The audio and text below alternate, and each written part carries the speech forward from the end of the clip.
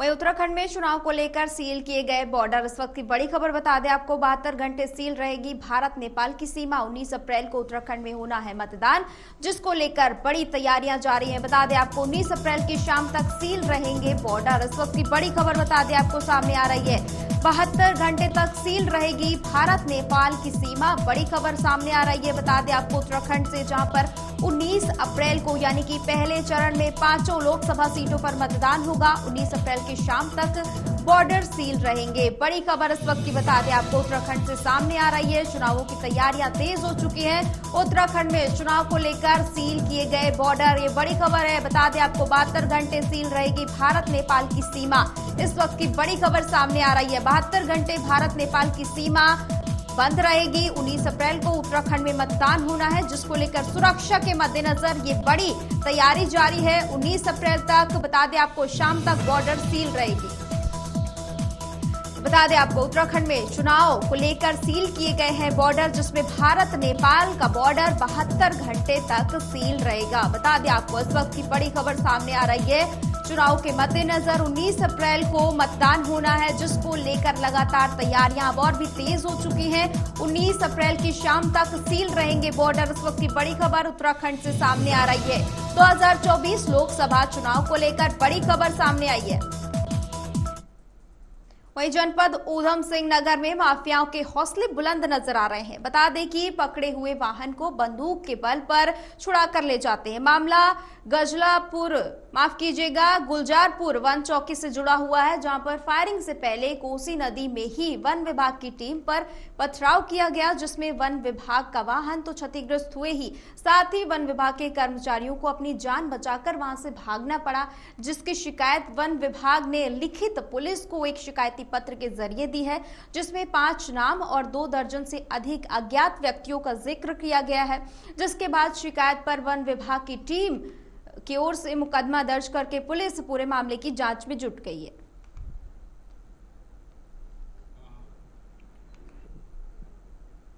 उसी नदी है नीचे बाजपुर के पास, देवघाट करके वहाँ पे जगह है। तो उस जगह पे हमारी टीम गश्त पे थी, तो वहाँ अवैध खनन करते हुए कुछ वाहन मिले। तो उनमें से कुछ वाहनों को पकड़ा गया और उनको अपनी हिरासत में लेकर के चौकियों में भेजा गया। तभी एक वाहन जो ऐसा था कि जो भागने लगा, तो उसको पकड़ के जैसे ही पकड़ने के लिए हमारी टीम गई, तो उनके ऊपर 40-50 लोगों ने इकट्ठे होकर के पथराव किया।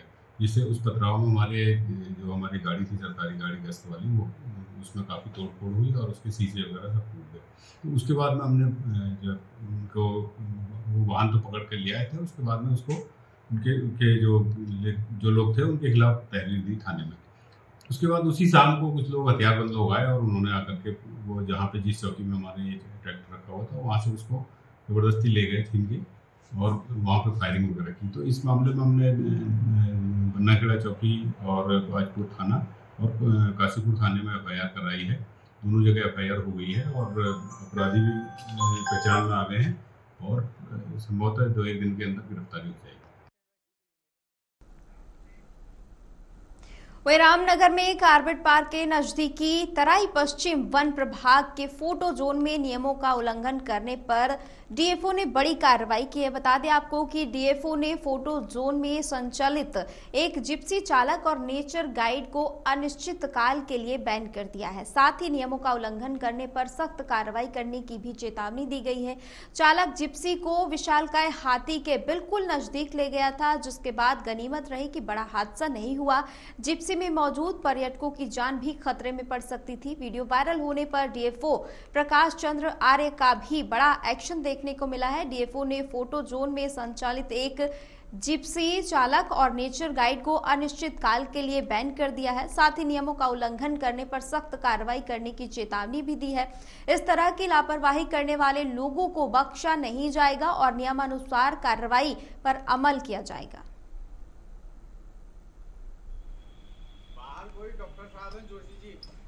ये एक वीडियो वास्तव में जो बहुत गलत जो इन लोगों ने, जो ड्राइवर्स ने और गाइड ने जो किया है, जो हमारे टूरिस्ट हैं उनकी तो जान खतरे में डाल दी उन्होंने बहुत बुरी तरह से।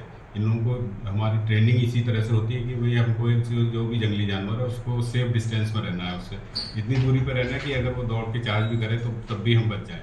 लेकिन उन लोगों ने इतनी बेवकूफ़ी की है कि इतने नज़दीक उसको ले गए हैं जानवर के, कि वो जो है इतने नज़दीक ले गए कि वो किसी भी समय हम हमला कर सकता था। वो तो ऊपर वाले की या कहें कि भगवान की क्या कृपा रही कि जो है वो उसने चार्ज नहीं किया और वो कोई बुरी घटना नहीं हुई। लेकिन ये इस घटना से सबक लेते हुए हमने तत्काल दोनों जिप्सी ड्राइवर्स को और जिप्सी को बैन कर दिया है। साथ ही जो हमारे गाइड्स थे उनको भी जो है अनिश्चित काल के लिए वहाँ पे प्रवेश को जो है दोनों को बंद कर दिया गया कि उनको अब आगे से प्रवेश नहीं दिया जाएगा। बाहर होगा देखो तो। चारधाम यात्रा को शुरू होने के लिए 1 महीने से भी कम का समय बचा है, जिसे देखते हुए अब यात्रियों के पंजीकरण की प्रक्रिया आज से शुरू हो गई है। इस बात को लेकर उत्तराखंड की मुख्य सचिव राधा रतूड़ी ने कहा है कि चारधाम यात्रा के लिए सभी बैठकें हमारे द्वारा ली गई हैं। साथ ही उन्होंने ये भी कहा है कि आज से ऑनलाइन माध्यम से चारधाम यात्रा के लिए पंजीकरण की प्रक्रिया शुरू हो गई है।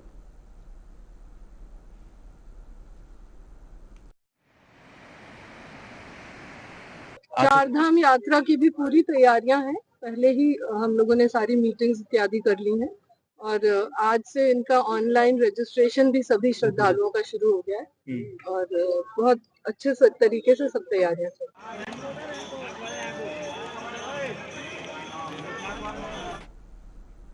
जैसे जैसे लोकसभा चुनाव मतदान का समय नजदीक आता जा रहा है, रामनगर में कांग्रेस का कुनबा लगातार बढ़ता जा रहा है। इसी क्रम में आज कांग्रेस कार्यालय रामनगर में ब्लॉक अध्यक्ष ओम प्रकाश के नेतृत्व में बीजेपी के पूर्व नेता हरीश चंद्र जयप्रकाश, क्षेत्र पंचायत सदस्य राहुल कंडपाल सहित 1 दर्जन से अधिक लोगों ने कांग्रेस का दामन थामा है। रणजीत सिंह रावत ने बीजेपी पर निशाना साधते हुए कहा कि लोग बढ़ती महंगाई, बेरोजगारी, खराब आर्थिक स्थिति से परेशान हैं। उन्हें अपने बच्चों के भविष्य और रोजगार, स्वास्थ्य और शिक्षा की चिंता है, इसलिए लोग कांग्रेस से लगातार जुड़ते जा रहे हैं। चरणजीत सिंह रावत ने बीजेपी को रावण बताते हुए कहा है कि रावण को भी बहुत गर्व था, उसको अमृत प्राप्त था, उसको लगता था कि वही संसार में हमेशा राज करेगा, जबकि ये तो नेचर का भी रूल है, सदा एक जैसा न मौसम रहता है न ऋतु।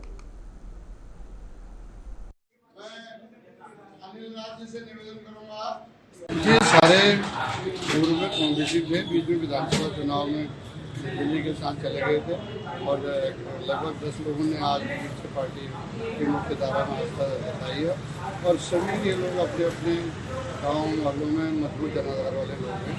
हम उनका स्वागत है। देखिए, मुद्दा यह है कि लोग महंगाई, बेरोजगारी और आर्थिक बर्बाद होती हुई आर्थिकी से परेशान हैं। उन्हें अपने बच्चों के रोजगार और भविष्य और उनकी पढ़ाई, स्वास्थ्य, शिक्षा की चिंता है, इसलिए वो लगातार कांग्रेस से जुड़ रहे हैं और कांग्रेस मजबूत। रावण को भी ऐसा ही दम था, उसको अमृत प्राप्त था, वो सोचता था संसार पर मैं ही राज करूँगा, मैं ही हमेशा रहूँगा। तो जबकि ये तो नेचर का भी वो है, सदा एक सा किसी का नहीं रहता, न ऋतु न मौसम। सिखों के तीर्थ स्थल हेमकुंड साहिब की यात्रा आगामी 25 मई से शुरू होने जा रही है, लेकिन अभी भी हेमकुंड में रुक रुक कर बर्फबारी का दौर जारी है। हेमकुंड में अभी 12 से 25 फीट तक बर्फ जमी है, जिसे काटकर मार्ग सुचारू रूप से शुरू किया जाएगा। रास्ते से बर्फ को हटाने का काम आगामी 20 अप्रैल से शुरू होगा, ताकि यात्रा निर्धारित समय से शुरू हो सके। बता दें आपको कि हेमकुंड यात्रा मार्ग से बर्फ हटाने का सेवा कार्य सेना की 418 स्वतंत्र फील्ड इंजीनियरिंग कोर करती है। इस वर्ष भी सेना के जवानों को 15 अप्रैल को हेमकुंड यात्रा मार्ग के अंतिम पड़ाव घांगरिया पहुंचना था, लेकिन 19 अप्रैल को उत्तराखंड में हो रहे मतदान के कारण अब 20 अप्रैल को सेना और गुरुद्वारे के सेवादारों का दल रास्ता खोलने के लिए रवाना होगा। वहीं अपर मुख्य निर्वाचन अधिकारी विजय कुमार जोगदंडे ने सचिवालय में प्रेस कॉन्फ्रेंस की और उन्होंने कहा कि उत्तराखंड में 11,729 पोलिंग बूथ पर 19 अप्रैल को 2024 को मतदान होना है। बता दें आपको कि मतदान का समय प्रातः 7 बजे से शाम 5 बजे तक होगा। मतदान के दृष्टिगत राज्य के सभी 13 जनपदों में 293 फ्लाइंग स्क्वाड और 252 स्टैटिक्स सर्विलांस टीमें तैनात की गई हैं। मतदान दिवस को बता दें आपको कि 72 घंटे पहले इन सभी टीमों और अधिक गहनता से चेकिंग अभियान चलाया जाएगा। मतदान से 72 घंटे पहले का समय कल से प्रारंभ हो जाएगा। इसके दृष्टिकोण से अंतर्राष्ट्रीय बॉर्डर पर सीलिंग को अंजाम दिया जाएगा। इसी के साथ ही अंतर्राज्यीय बॉर्डर पर भी चेकिंग अभियान चलाया जाएगा। सभी चेक पोस्ट पर सघन चेकिंग के निर्देश दिए गए हैं। 17 अप्रैल शाम 5 बजे से 19 अप्रैल शाम 6 बजे तक राज्य में ड्राई डे रहेगा।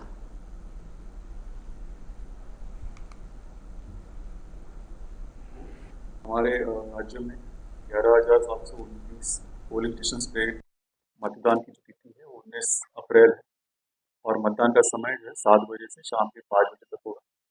उसके दृष्टिगत पूरे राज्य भर में 13 जनपद हमारे हैं। इन सभी जनपदों में 293 फ्लाइंग स्क्वाड्स तैनात किया गया है। उसके साथ में जो स्टैटिक सर्वेलांस टीम्स होती हैं, SSTs होती हैं, वो 252 तैनात किया गया, 252। मतदान दिवस से 72 आवर्स पहले इन सभी टीमों का जो एनफोर्समेंट एक्टिविटी होता है उसको और स्ट्रिंजेंट किया जाता है और सजग उसमें किया जाता है और गहनता से चेकिंग का कार्रवाई किया जाता है। 72 आवर्स का जो समय होगा वो कल से प्रारंभ हो जाएगा। उसके दृष्टिगत अंतर्राष्ट्रीय बॉर्डर पे सीलिंग को अंजाम दिया जाएगा। उसमें खास तौर पे पिथौरागढ़ जनपद, चंपावत और उधम सिंह नगर, यहाँ पर ये सीलिंग का कार्रवाई किया जाएगा। इसके अलावा जो हमारे इंटरस्टेट बॉर्डर्स होंगे, यहाँ पर भी चेकिंग का जो अभियान होगा सघनता से चेकिंग किया जाएगा। वहाँ पर जो हमारे चेक पोस्ट हैं, पुलिस विभाग का है, आबकारी विभाग का है, उसके अलावा जो अन्य विभाग के चेक पोस्ट होते हैं उनको भी सघनता से चेकिंग का निर्देश दिया गया। मां महागौरी परम कल्याणकारी हैं। वो ममता की मूर्त है और भक्तों की सभी जरूरतों को पूरा करने वाली है। देवी के स्वरूप की पूरी मुद्रा बहुत शांत है। कहते हैं कि दुर्गा अष्टमी के दिन गौरी मां की उपासना करने से सर्व कल्याण होता है। अष्टमी तिथि के दिन मां गौरी जानिए कि क्या कुछ महिमा है और इनकी पूजा का क्या कुछ विधान है।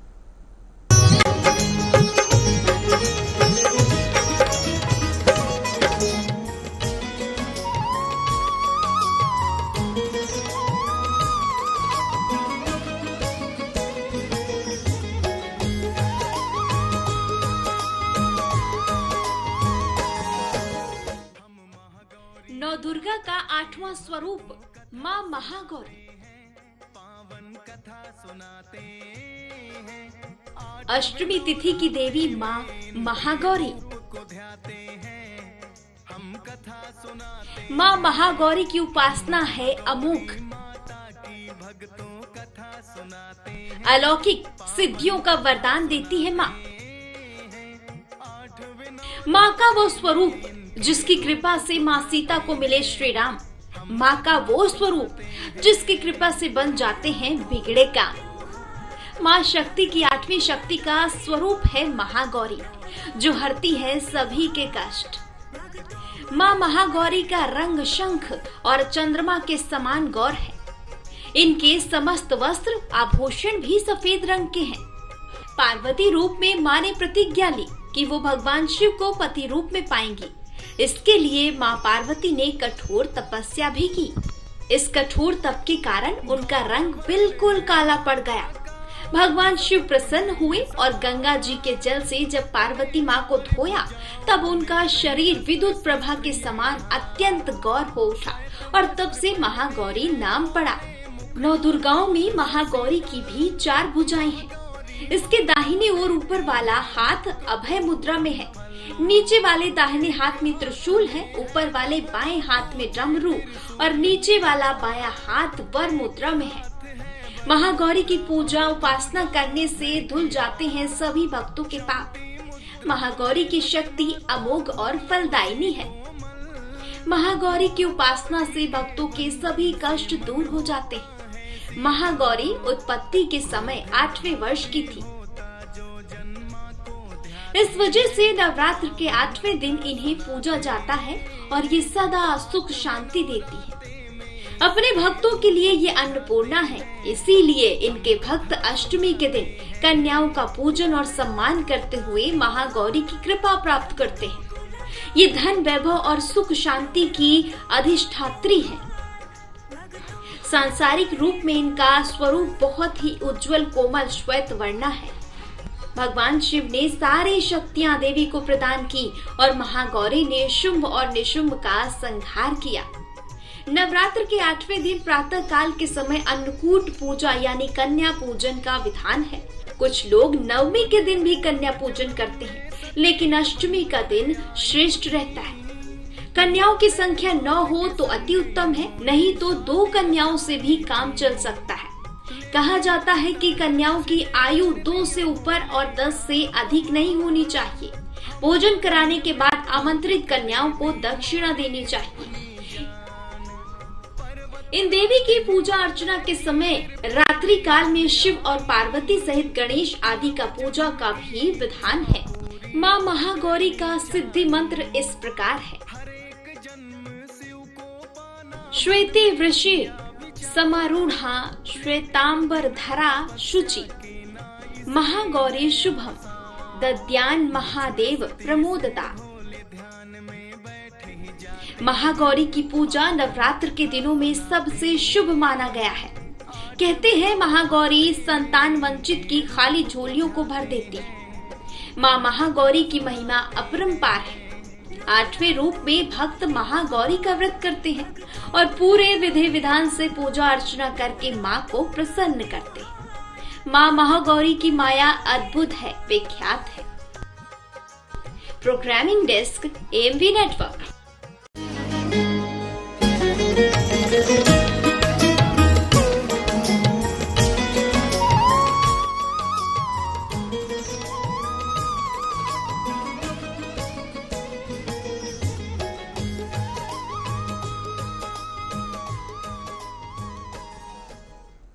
तो उत्तराखंड के खास बुलेटिन में फिलहाल इतना ही। देश और दुनिया की तमाम खबरों के लिए देखते रहिए AMV नेटवर्क। नमस्कार।